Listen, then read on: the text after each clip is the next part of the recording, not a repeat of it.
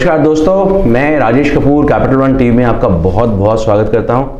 हर बार की तरह कुछ आज भी बहुत खास लेकर आया हूं। जी हाँ, उम्मीद करता हूं कि जब भी मैं कोई नई शख्सियत आपके सामने लेकर आऊं तो उसे इस प्रकार से आपके सामने रखूं कि उनकी एक एक क्वालिटी जो भगवान ने उन्हें बख्शी है वो आपके सामने निखर के आए। और मेरी ये कोशिश ज़्यादातर कामयाब रही, आपका इतना भरपूर सहयोग रहा, प्यार मिला, और इसी वजह से कैपिटल वन में आज हम लोगों ने तकरीबन 500 ऐसी पर्सनालिटीज़ को शोकेस करने का दावा किया है और ये उम्मीद भी रखी है कि आप आगे भी हमारी पर्सनालिटीज़ को इतना ही प्यार और इतना ही दुलार देते रहेंगे। आज जिस शख्सियत को मैं आपके सामने लेके आया हूँ दोस्तों, उनका नाम है नरेश सिंगल। नाम से आप ज़रूर वाकिफ़ होंगे, लेकिन इनके काम से आज वाकिफ़ कराने का मेरा बहुत मन है। मैं ये बताना चाहूँगा कि देश में ही नहीं बल्कि विदेशों के अंदर भी इनके नाम का डंका गूंजता है। 70 से ऊपर देश आज इनके हुनर की इंतज़ार में बैठे रहते हैं। वास्तु नरेश के नाम से इन्हें बहुत जगहों पर जाना माना जाता है। नरेश इनका नाम है, लेकिन नरेश इनकी उपाधि भी है। ये उपाधि इनको कोई किसी आम आदमी ने नहीं दी, बल्कि नेपाल नरेश ने स्वयं दी। इनके हुनर को देखकर, इनके हुनर को पहचान कर एक श्रद्धापूर्वक उपाधि इनको प्यार से दी गई। ऐसी क्या खास बात है इस पर्सनालिटी में, आइए बात करेंगे तो और जानेंगे। नरेश जी, आपका बहुत बहुत स्वागत है हमारे स्टूडियो में। नमस्कार। आपसे वास्तु के विषय में जानने से पहले आपके व्यक्तित्व के विषय में जानना चाहता हूँ। एकदम सीधा सरल सपाट बोलने वाला व्यक्ति, और ऐसी ऊंचाइयां और ऐसे मुकाम कैसे हासिल कर पाया सर? मैं तो जैसा हूँ नेचुरल हूँ तो मैंने इस चीज़ को ज़्यादा कभी तवज्जो दी नहीं। मैंने जो अपने गुरुओं से सीखा वो भी नेचुरल थे, तो मेरे साथ भी ऐसा रहा। मुझे पहली बार मुझे अपने जैसा व्यक्ति मिला, नीरज चोपड़ा। उन्होंने बोला ना भाई हिंदी में पूछ लो तो मेरा भी वही स्टाइल है। तो मैं टोटली ऐसा हूँ। कभी कभी फॉर्मल आपकी तरह हो जाता हूँ, वो अलग बात। अदरवाइज इंटरनली मैं हूँ ऐसे ही। नहीं सर, मैं तो फॉर्मल होना नहीं चाहता हूँ, पर आपकी जैसे व्यक्तित्व के लोग जब यहाँ हमारे स्टूडियो में आते हैं ना, तो उनको निखारने के लिए शब्द अपने आप ऐसे भारी भरकम से निकल जाते हैं, क्योंकि छोटे शब्दों के तो आप मालिक हैं भी नहीं तो आपका व्यक्तित्व भी इतना ऊंचा है। लेकिन सर, ये जानना बहुत ज़रूरी है, हमारे दर्शकों के लिए बहुत ज़रूरी है। वास्तु जो है वो आमतौर पे देखा गया है, गली कूचों के अंदर भी आजकल बोर्ड देखते हैं हम लोग, हमसे वास्तु करा लीजिए। पर असल में तो ये एक विज्ञान है जी, जिसके बारे में यदि हमने ठीक से ना जाना और ना अप्लाई किया तो ये उल्टा भी पड़ सकता है। क्या मैं सच कह रहा हूँ?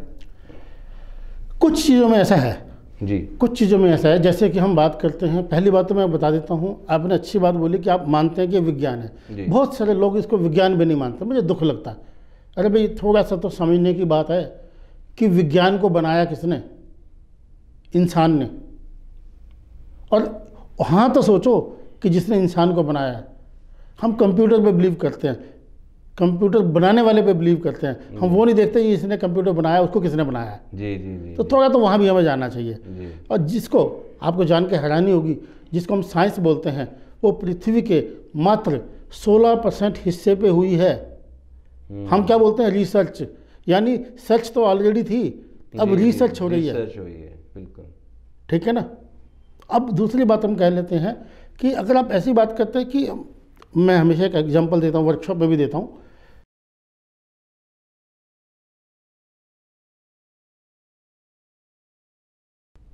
आम भाषा में हम बोलते हैं बंदर। वो डेवलप हुए तो वो इंसान बन गए। अभी किसी को बोला जाए बंदर की औलाद तो अभी झगड़ा हो जाएगा तो वो मानने को तैयार नहीं है, क्योंकि हमारे शास्त्रों में इसका विवरण है। हमारे पास उस टाइम पे हनुमान जी की भी बात है। वानर बोलते हैं, यानी वन में रहने वाले नर। ठीक है ना, वो अलग है। तो हम बोलते हैं चिंपांजी भी है, गोरिल्ला भी है, वन मनुष्य भी है, आदमी भी है, और दुनिया के हर हिस्से में है। ठीक है ना। तो ऐसा तो नहीं हो सकता कि आपने कभी 1000 ग्राम चावल बनाए हों तो उसमें 100 ग्राम कच्चे रह जाएं। या तो सभी कच्चे रहेंगे या सभी पक जाएंगे। तो हमारे को तो ये डार्विन की थ्योरी भी हमारी समझ से थोड़ी सी बाहर होती है। तो इसमें जो है, तो मेरा कहने का मतलब ये है, मैं साइंस को मना नहीं कर रहा हूँ। आपकी मेरे हम वहाँ तक पहुँच पा रहे हैं, लोगों तक, ऑडियंस तक, तो ये साइंस की वजह से ही है। जी जी जी। ये रोशनी आ रही है थॉमस एडिसन की देन है। तो मैं किसी साइंटिस्ट को किसी ऋषि से कम नहीं मानता हूँ। नहीं, आप बिल्कुल ठीक कह रहे हैं सर। हमारे को अपनी ज़रूरतों के हिसाब से हम लोगों ने बहुत चीज़ों को खोजा जो ऑलरेडी यहाँ पर थी, उनको हम लोग कहीं ना कहीं से खोज के ले आए और उसको ही आज विज्ञान बोल दिया जाता है। डिस्कवरी और इन्वेंशन जैसी दो शब्द बनाए गए और मैं मानता हूँ कि इन्वेंशन जैसी कोई चीज़ एग्जिस्ट नहीं करती, डिस्कवरी ही डिस्कवरी है। बिकॉज जो पहले से था हमने सिर्फ उसको खोजा है। पर सर ये जानना बहुत ज़रूरी है कि वास्तु को हम लोगों ने खोजा क्यों होगा? नहीं, वास्तु का हम नहीं कह रहे, लेकिन शास्त्र में इसका विवरण है जी। क्योंकि घर भवन निर्माण की वो कला जो कि नेचर के अकॉर्डिंग की जाए या शास्त्रों के अकॉर्डिंग की जाए, वो वास्तु कहलाता है। वास्तु का बेसिक मोटिव ही मानव कल्याण है जी। पैसा नहीं है। पैसा उसका बाय प्रोडक्ट है। पैसा तो आ ही जाएगा ना। जी जी जी। अगर आप फिट हैं, तंदुरुस्त हैं, तो आप खुश तो रहेंगे ही।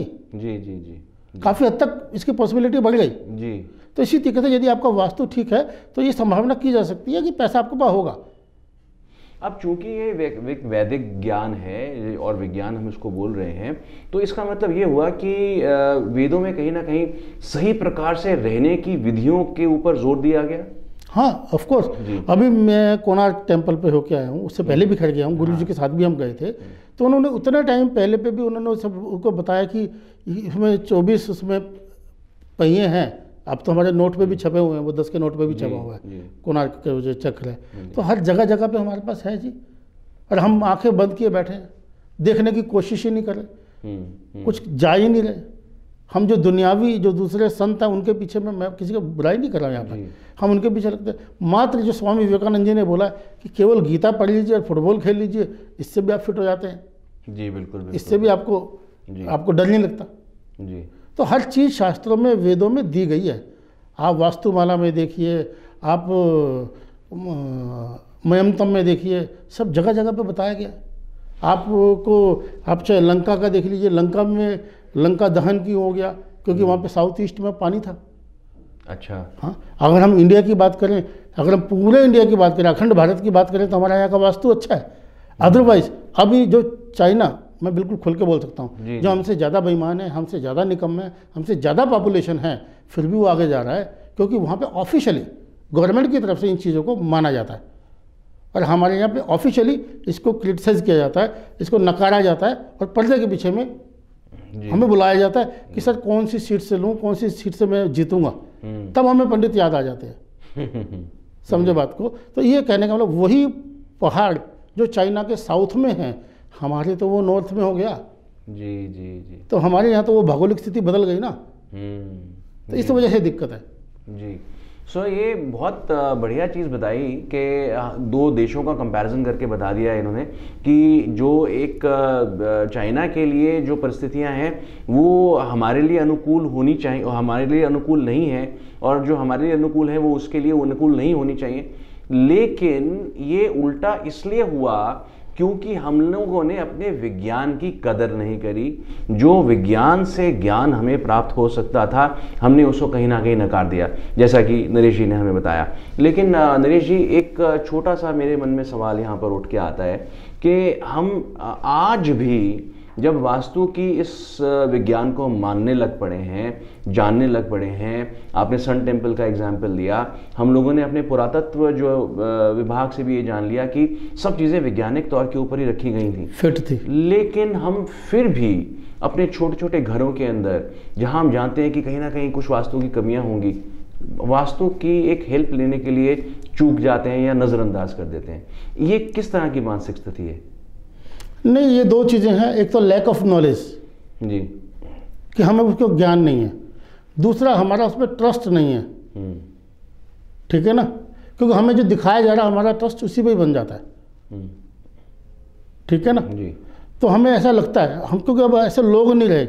यही एक वजह, जब मैं नंबर से बता देता हूँ ना, यही एक वजह थी मेरी बताने की, कि मैं उसको बता दूँ कि ये चीज़ ज्ञान किस लेवल तक का होता है। एक चीज़ मैं यहाँ से आपको रोक के बोलना चाहूँगा कि जैसे आपने बोला कि लोग जानते हैं ज़्यादा, तो आज ये इंटरव्यू देख रहे हैं, जान भी जाएंगे, और मानने के लिए आप इनको ऐसी कोई छोटी सी टिप दीजिए ना, ताकि इमीडिएटली इनको ये वो जो बात है वो इंडिविजुअल है, मैन टू मैन है, सबकी डेट ऑफ बर्थ होनी चाहिए जी। जैसे आपकी राजेश जी आपकी डेट ऑफ बर्थ दे, मैं सब चीज़ नहीं बताऊंगा, एक पॉइंट खाली बता दूंगा। जी, मेरा 2 जून 1969। मैंने ऑफिशियली आपकी डेट ऑफ बर्थ ले ली, कोई दिक्कत तो नहीं है ना?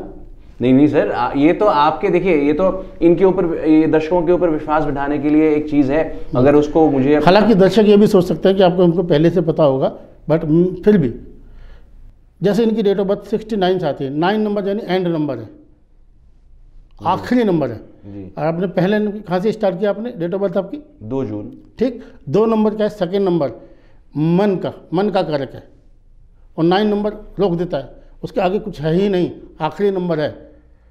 ठीक है, तो ऐसे व्यक्ति के पास 6 एक ही पुत्र होने की संभावना होती है। संभावना, अभी मैंने शब्द गलत बोला, एक ही पुत्र है इनके पास। आई एम राइट और रॉन्ग? जी बिल्कुल सही जी। तो इस तरीके से जब भी हम कोई चीज़ को सीखते हैं, करते हैं, हमें उसमें मास्टरी होनी चाहिए। यदि हमारे पास की मास्टरी नहीं है तो नेचुरली सामने वाले का विश्वास टूटता है, उसकी उम्मीद टूटती है, और वो उस चीज़ का कभी फ़ायदा नहीं ले पाता। ये एक बड़ा फ़र्क है। मुझे बहुत सारे कई बड़े मंदिरों में जाता हूँ तो थोड़ा सा अजीब सा लगता है कि जब वो भगवान से ना मांग के उस यजमान से मांग रहे होते हैं। जी जी जी, ये तो विडम्बना है हमारे देश की, अब क्या कर सकते हैं, क्योंकि जिससे सबको दिया उसी से मांगे ना, और हम लोग उससे मांगने बैठ जाते हैं जो अपने आप को उनका दोस्त बताता है। तो खैर, ये तो एक अलग चर्चा हो जाती है। वास्तु की चर्चा हो रही है सर, बहुत इंटरेस्टिंग बातें हो रही हैं इसके अंदर। ये अगर आपसे ना जाने कि वास्तु को कराने का सही ढंग, सही समय क्या है, तो इस इंटरव्यू का क्या फ़ायदा। ठीक बात है। पहली बात, हमें वास्तु कब करवाना चाहिए, मैं इसका जवाब दे देता हूँ। जी। हम जब भी कोई घर लें, चाहे वो किराए का हो, चाहे अपना हो, चाहे कैसा भी हो, हमें वास्तु के रूल को फॉलो करना चाहिए जितना भी मैक्सिमम हो सकता है। और डरना नहीं चाहिए, घबराना नहीं चाहिए, क्योंकि वास्तु का इम्पैक्ट लाइफ में ओनली 20% है, ये क्लियर हो जानी चाहिए जी। और सभी चीज़ें इम्प्लीमेंट हो जाए। ऐसा नहीं कि मेरा घर वास्तु के हिसाब से ठीक है या मेरा ऑफिस 100% ठीक है, ऐसा नहीं है। बहुत सी चीज़ों की रेमेडी, मैंने चश्मा लगाया, मुझे किसने लगाया, ये रेमेडी है, ये उपचार है। तो इसका मतलब ये नहीं कि मैंने आंखें बदलवा लूँ अपनी। तो इस नंबर 1 तो हमें वास्तु को तब दिखाना चाहिए। नंबर 2, एक बड़ी जो बात आती है, जो आप पहले भी पूछ रहे थे कि गली कूचे में सब जगह है, तो पहचान कैसे करें। जी। सबसे पहले उससे पूछिए तुम्हारा गुरु कौन है। जब आप किसी कॉलेज में पढ़ते, यूनिवर्सिटी लिखा रहता है ना उस पर, बिल्कुल सही, बिल्कुल सही। ठीक है ना, तो आपको पता होना चाहिए कि तुम्हारा गुरु कौन है। जी। तब वो अगर अपने गुरु का नाम बताता है अपने से पहले, मेरे गुरुजी डॉक्टर पूर्णचंद चंद्र राव अब इस दुनिया में नहीं है, मेरे दूसरे गुरु मोमडन हैं, इंजीनियर HM सलीम। मैंने मुख्य रूप से, वैसे बहुत से सीखा है, सबके नाम नहीं ले रहा हूँ, बट 2 लोगों की मैं मुख्य, मेरे जो दूसरे गुरु, दोनों के दोनों गुरु जी मेरे हैदराबाद से हैं, साउथ से हैं जी। उनसे मैंने सीखा। और मैंने गुरु शिष्य परंपरा से सीखा है, ना कि इंटरनेट से देख के, ना कि यूट्यूब से देख के, ना कि आर्टिकल पढ़ के, ना कि बुक्स पढ़ के। अब ये गुरु शिष्य परंपरा के विषय में नरेश जी ने बात उठाई दी है, तो मैं आपको ये बता दूं कि नरेश जी वास्तु सिखाते भी हैं, एस्ट्रोलॉजी के बारे में भी काफ़ी कुछ बताते हैं, लेकिन सीखने की कला तो आप ही लेकर आएंगे इनके पास। किस प्रकार के शिष्य आपको बहुत भाते हैं? नहीं, पहली बात तो मैं खुद ही शिष्य हूँ, फिर भी लोगों ने जब मुझे फोर्स किया कि सब लोग सिखा रहे हैं, आप भी सिखाइए, तो मैंने वर्कशॉप कंडक्ट की। तो उसके अंदर मैं ये जरूर चाहता हूँ कि ये आपके पास अपॉर्चुनिटी है कि आपके पास इलेक्ट्रॉनिक मीडिया या प्रिंट मीडिया या सोशल मीडिया है, आप डिस्टेंस से भी बहुत सी चीज़ें एटलीस्ट थ्योरी तो सीख ही सकते हैं। हमारे पास तो थ्योरी भी सीखने के लिए नहीं थी, हमें तो पता ही नहीं होता था। हम तो उस स्टेज भी शुरू हुए कि यही नहीं मालूम था कि वस्तु होता है या वास्तु, बस चल पड़े थे। हमारे साथ में एक अच्छी बात ये थी कि हम गुरु के प्रति ब्लाइंड थे, हम एकदम कहते हैं अंधविश्वास होना नहीं चाहिए, ठीक है ना। मेरा उल्टा मानना है कि सबसे पहले अंधविश्वास होता है, फिर विश्वास होता है, फिर लॉजिक आता है, फिर तर्क में जाना चाहिए। बहुत खूब। जो लोग शुरू में तर्क, एक बच्चा पहले से ही पूछने लग जाए कि ये का क्यों है, ये A B क्यों C क्यों है, तो आपको लगता है वो बच्चा कभी पढ़ पाएगा? नहीं, नेवर, कभी नहीं पढ़ पाएगा। तो ये समझने वाली बात ये है। बहुत खूब, बहुत खूब। ये इंटरव्यू वाकई में जो है एक बहुत ही गहराइयों तक लेके जा रही है चीज़ों को। मैं थोड़ा सा और गहरा उतरना चाहूँगा सर वास्तु के अंदर। अब आपने बताया, हमारे को आपसे पता चला कि ये काफ़ी सारे दुखों का निवारण भी करती है और वास्तु जो है पौराणिक एक विज्ञान है। मैं सर ये जानना चाहूँगा आपसे कि ये माना जाता है कि जब वास्तु विशेषज्ञ को बुलाया जाएगा तो वो तोड़फोड़ बहुत कराएगा, खर्चा बहुत करा देगा। ये कहाँ तक सही बात है? हाँ, ये किसी हद तक सही इसलिए है क्योंकि जो लोगों को एक टाइप्ड वास्तु मालूम है, बुकिश वास्तु जिनको मालूम है, उनको मालूम है ये यहाँ पर ये चीज़, ये टॉयलेट यहाँ नहीं होना चाहिए, इसको तोड़ दो। उसको हमारे गुरु जी एक बात समझाते थे हमारे को कि आपको वास्तु इस ढंग से करना है कि सामने वाले का मेंटल लेवल क्या है जी, उसकी पॉकेट किसको अलाउ करती है, उसी के हिसाब से उसको रेमेडी या उसको वो चीज़ें, उसको उपचार बताने चाहिए। या वो अगर वो बहुत बड़ा आप जैसे संपन्न व्यक्ति है, वो पूरी की पूरी कोठी भी नहीं ले सकता है, तो उसको बोल दीजिए कि सर ये आपके हिसाब से ठीक नहीं, आप दूसरी लीजिए जी। अगर मेरे जैसे कोई गरीब व्यक्ति है तो उसको बोले नहीं भाई आप इसको यहाँ से ऐसे कर लीजिए जी। तो शास्त्रों में कहीं भी ऐसा नहीं दिया गया, बीमारी बाद में बताई गई है, पहले इलाज बताया गया। जी जी जी। तो ऐसा कुछ ज़्यादा परेशान होने की ज़रूरत नहीं है। ये तो क्या है कि हम लोग इसलिए वहम डाल देते हैं, हम लोग से मतलब हमारी कम्युनिटी की बात कर रहा हूँ, कि अगर मैं आपको डराऊंगा नहीं तो आप पैसा कहाँ से देंगे। और एक आम आदमी की भी बात ये है, या तो वो पैसा डर के मारे देता है या लालच के मारे देता है। मैं बोलूँगी आपकी लॉटरी लग जाएगी तो आप कहेंगे चल तू भी ले ले, मैं कहूँगा नहीं आपको दिक्कत आएगी, कहेंगे दिक्कत से बचा तू पैसे ले। तो दुर्भाग्य से जितने भी अच्छे कंसल्टेंट हैं वो इन चीज़ों में नहीं जाते, उनको उनकी फीस से मतलब होता है, उनको मिल जाती है, बाकी वो उनको किसी पाखंड करने की आवश्यकता नहीं होती। एक बात का जवाब हमारे को और मिल गया जब मैंने पूछा इनसे कि गली कूचों के अंदर आजकल वास्तु विशेषज्ञ लिखा हुआ है। तो दोस्तों हमारे शास्त्रों में भी लिखा है, पुराणों में भी लिखा है, ये डर जगत रूप है। मतलब इस डर के अंदर इस जगत का हम निर्माण कर पाते हैं क्योंकि कहीं ना कहीं किसी न किसी चीज़ से हम डर रहे होते हैं। जो इस प्रकार से आपके जगत का निर्माण करें आपको डरा कर, तो आप ये समझ लीजिएगा कि आप किसी व्यापारी के पास पहुंच गए, विशेषज्ञ के पास नहीं पहुंचे। नंबर्स नरेश जी के यहाँ नीचे स्क्रीन पे आप देख पा रहे होंगे, नोट कर लीजिए, क्योंकि इनके जैसी शख्सियत से मिल पाना भी कठिन है।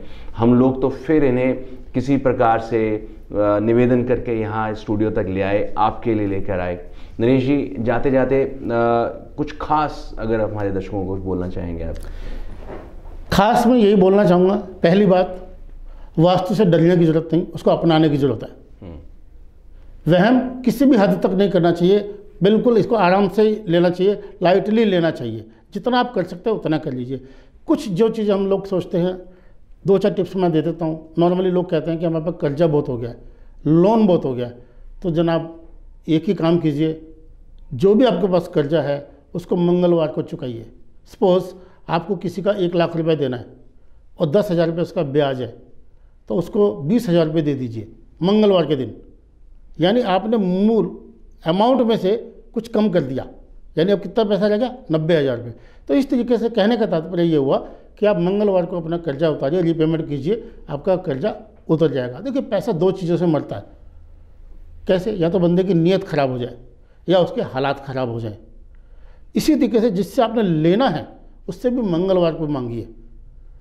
अगर उन्होंने कुछ भी पैसा आपको दिया तो ये मान के चलिए या तो उसकी नीयत ठीक हो जाएगी या उसके हालात ठीक हो जाएंगे, यानी दोनों का भला है जी। तो ये चीज़। तीसरी बड़ी बात मंगलवार की बता देता हूँ, आपको मंगलवार को किसी को उधार नहीं देना चाहिए। मैं आपके पास आ गया कि जी मुझे 10 लाख रुपए चाहिए, आप बोलो यार कल ले जाना जी। आज मंगलवार, आज ट्यूसडे है, मुझे फलां पंडित जी ने मना किया है, या मैं वहम करता हूँ। कुछ भी ज़्यादा लॉजिक में नहीं जाना चाहिए। हर चीज़ में लॉजिक में जाएंगे ना तो गड़बड़ होती है। हमने जिस तरीके से ना, हम अपने माँ बाप से कभी ये नहीं पूछते कि तुम हमारे माँ बाप क्यों, हम लॉजिक नहीं मांगते जी, हम ट्रस्ट करते हैं जी जी। तो थोड़ा ट्रस्ट भी कर लेना चाहिए जी। तो इस तरीके की बातें। अब दूसरी बात, जिनके ऊपर में ये रहता है कि भाई मुकदमे हो जाते हैं, लिटिगेशन हो जाते हैं, तो वो ये एक बारी कोर्ट में जाएं, जो वहाँ पे वाटर कूलर वगैरह रहता है या मटका या हैंडपम्प या कोई भी टैप लगा रहता है, हाथ से 2 ही घूंट पानी पी लीजिए, थोड़ा सा कम हो जाएगा।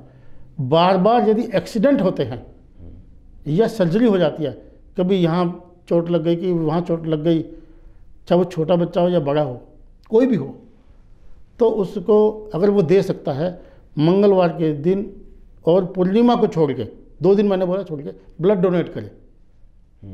अगर वो ब्लड डोनेट करेगा तो उसको एक्सीडेंट से बच जाएगा, सर्जरी से, ऑपरेशन से बच जाएगा, ब्लीडिंग से बच जाएगा। तो ये इस टाइप की कुछ चीज़ें हैं। बहुत सारी चीज़ें के लिए तो आप मेरे से कभी भी जी, बहुत सारी चीज़ों के लिए ये नंबर्स नीचे दिए जा रहे हैं नरेश जी के, इनको नोट कर लीजिए। इनके कॉन्टैक्ट्स डिटेल यहाँ सारी की सारी दी जा रही हैं, नोट कर लीजिए। और जैसा कि नरेश जी ने सलाह दी, मैं बातों बातों में समझ गया, मंगलवार वाले दिन ही इस इंटरव्यू को रिलीज़ करेंगे, देखना ज़रूर आप। और इसको हो सके तो अपने दोस्तों तक पहुँचाना। हमारे चैनल को आप ज़रूर सब्सक्राइब कर दीजिएगा, बिकॉज़ हमारे यहाँ से जो वीडियोस आपको मिलेंगे नायाब होंगे दोस्तों, आपके लिए तोहफा होंगे। उम्मीद है आपको ये इंटरव्यू पसंद आई होगी। नरेश जी, आपका बहुत बहुत शुक्रिया हमारे स्टूडियो में आने का, और उम्मीद करते हैं कि अगली मुलाकात आपसे बहुत जल्द होगी। थैंक यू, धन्यवाद दोस्तों।